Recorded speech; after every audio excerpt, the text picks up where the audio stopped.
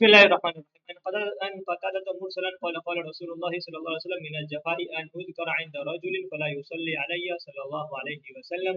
حضور صلی اللہ علیہ وسلم کا ارشاد ہے کہ یہ بات ظلم سے ہے کہ کسی آدمی کے سامنے میرا ذکر کیا جائے اور وہ مجھ پر درود نہ بھیجے. فائدہ یقیناً اس شخص کے ظلم میں کیا تردد ہے جو نبی کریم صلی اللہ علیہ وسلم کے اتنے احسانات پر بھی نبی کریم صلی اللہ علیہ وسلم پر درود نہ پڑے. حضرت گنگوہی قدس سرہ کی سوانح عمری تذکرۃ الرشید میں لکھا ہے کہ حضرت عموماً متوسلین کو درود شریف پڑھنے کی تعلیم فرماتے تھے کہ کم سے کم 300 مرتبہ روزانہ پڑھا جائے اور اتنا نہ ہو سکے تو ایک تسبیح میں تو کمی نہ ہونی چاہیے. اب رحمۃ اللہ علیہ فرمایا کرتے تھے کہ جناب رسول اللہ صلی اللہ علیہ وسلم کا بہت بڑا احسان ہے. پھر آپ صلی اللہ علیہ وسلم پر درود بھیجنے میں بھی بخل ہو تو بڑی بے مروتی کی بات ہے. درود شریف میں زیادہ تر پسند وہ تھا جو نماز میں پڑھا جاتا ہے اور اس کے بعد وہ الفاظ صلاۃ و سلام جو احادیث میں منقول ہیں. باقی دوسروں کی مؤلفہ درود تاج لکھی وغیرہ عموماً آپ کو پسند نہ تھے بلکہ بعض الفاظ کو دوسرے معنی کا مہم ہونے کے سبب خلاف شرع فرما دیتے تھے. علامہ سخاوی رحمۃ اللہ علیہ فرماتے ہیں کہ جفا سے مراد بر و صلہ کا چھوڑنا ہے اور طبیعت کی سختی اور نبی کریم صلی اللہ علیہ وسلم سے دوری پر بھی اطلاق کیا جا سکتا ہے. یا رب صلی وسلم دائما ابدا على حبيبك خير الخلق كلهم.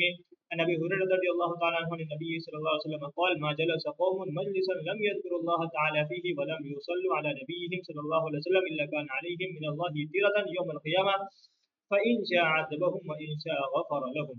ابو هريرہ رضی اللہ تعالیٰ عنہ حضرت صلی اللہ علیہ وسلم کا ارشاد نقل کرتے ہیں کہ جو قوم کسی مجلس میں بیٹھے اور اس مجلس میں اللہ کا ذکر اور اس کے نبی پر درود نہ ہو تو یہ مجلس ان پر قیامت کے دن ایک وبال ہوگی. پھر اللہ کو اختیار ہے کہ ان کو معاف کر دے یا عذاب دے.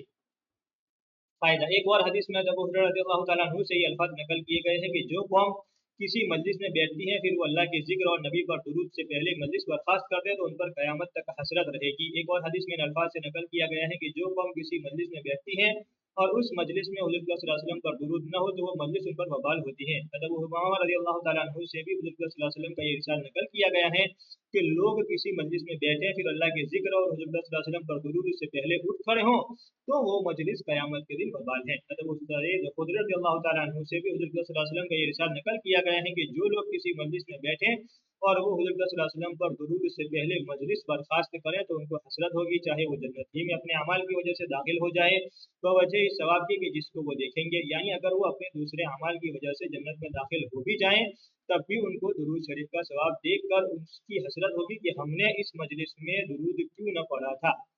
جابر رضی اللہ تعالیٰ عنہ سے حضرت صلی اللہ علیہ وسلم کا ارشاد نقل کیا گیا ہے کہ جب لوگ کسی مجلس سے بغیر اللہ کے ذکر اور حضرت صلی اللہ علیہ وسلم پر درود کے اٹھیں تو ایسا ہے جیسا کسی سڑے ہوئے مردار جانور پر سے اٹھے ہوں. یعنی ایسی گندگی محسوس ہوگی جیسے کسی سڑے ہوئے جانور کے پاس بیٹھ کر دماغ سڑ جاتا ہے.